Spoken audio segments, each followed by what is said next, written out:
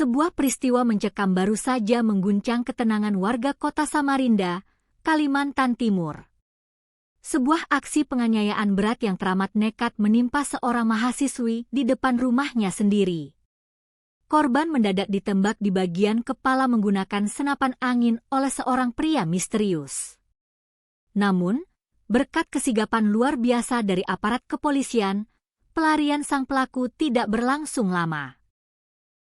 Kurang dari 4 jam setelah melancarkan aksi berdarahnya, pelaku berhasil diringkus tanpa perlawanan. Bagaimana kronologi teror mencekam ini? Mari kita bedah bersama. Mari kita bayangkan situasi pada Jumat malam, 12 Juni 2026, sekitar pukul 22.25 WITA. Suasana di kawasan Jalan P. Suryanata, Perumahan Graha Indah, Kecamatan Samarinda Ulu, awalnya tampak normal. Korban, seorang mahasiswi berusia 20 tahun berinisial LA, baru saja tiba di rumah setelah menyelesaikan aktivitas perkuliahannya. Gadis asal Kutai Kartanegara ini kemudian turun dan hendak memarkirkan sepeda motornya di halaman rumah.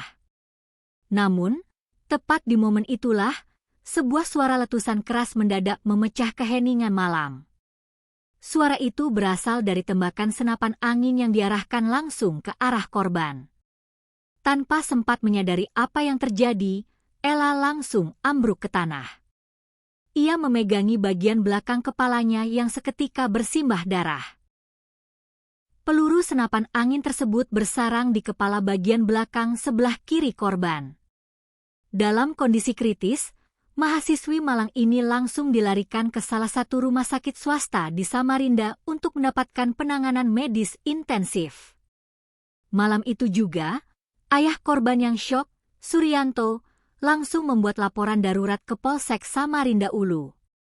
Merespons laporan tersebut, tim gabungan dari Unit Reskrim Polsek Samarinda Ulu dan tim Jatanras Polresta Samarinda langsung bergerak bak kilat.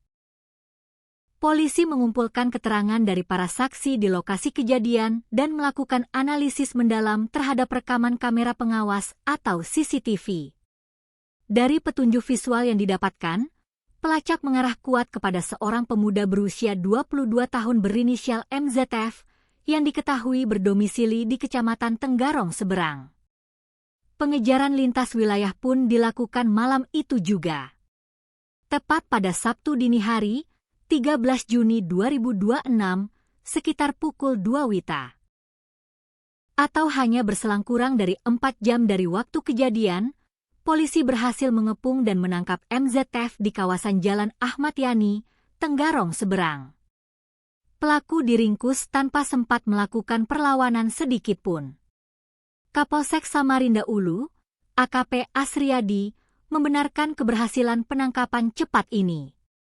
Saat ini, pelaku MZF telah berada di sel tahanan Polsek Samarinda Ulu. Pihak penyidik masih melakukan pemeriksaan yang sangat intensif untuk menguak apa motif utama di balik tindakan nekat pelaku menembak kepala mahasiswi tersebut. Apakah ada motif asmara, dendam, atau hal lain? Semuanya masih didalami. Sementara itu, korban Ella kini masih berjuang untuk pulih di rumah sakit.